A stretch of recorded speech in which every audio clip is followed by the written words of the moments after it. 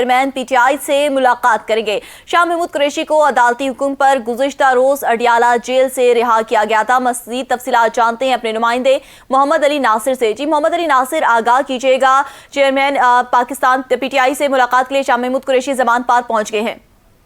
जी बिल्कुल, पाकिस्तान तहरीक इंसाफ के vice chairman Shah Mahmood Qureshi इस वक्त ज़मान पार्क पहुंचे हैं। उनको पहुंचे हुए 10 से 15 मिनट हो चुके हैं और वो पाकिस्तान तहरीक इंसाफ के चेयरमैन के साथ एक यहाँ पर मुलाकात करने आए हैं और मुल्क की सियासी सूरत हाल के ऊपर अहम मुशावरत की जाएगी।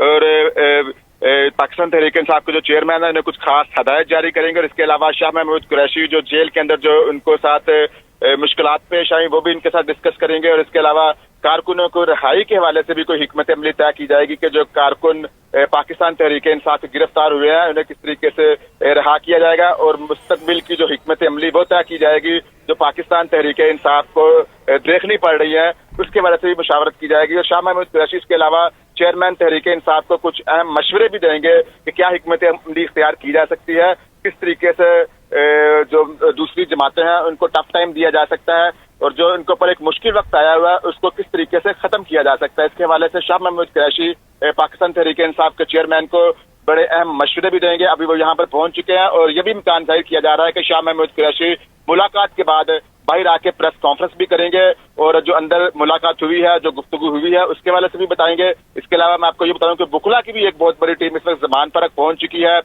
पाकिस्तान तहरीक इंसाफ के चेयरमैन से भी मुलाकात करेंगे, वाइस चेयरमैन के साथ भी गुफ्तगू शुनीद होगी। और जैसा कि मैंने आपको पहले बताया है कि जो पाकिस्तान तहरीक इंसाफ के कारकुनान जो गिरफ्तार हुए हैं, जो रहनुमा गिरफ्तार हुए हैं, उनकी रिहाई के हवाले से कुछ खास हिकमत अमली तय की जाएगी कि किस तरीके से इनको बहुत शुक्रिया मोहम्मद अली नासिर, हमें आगाह करे थे।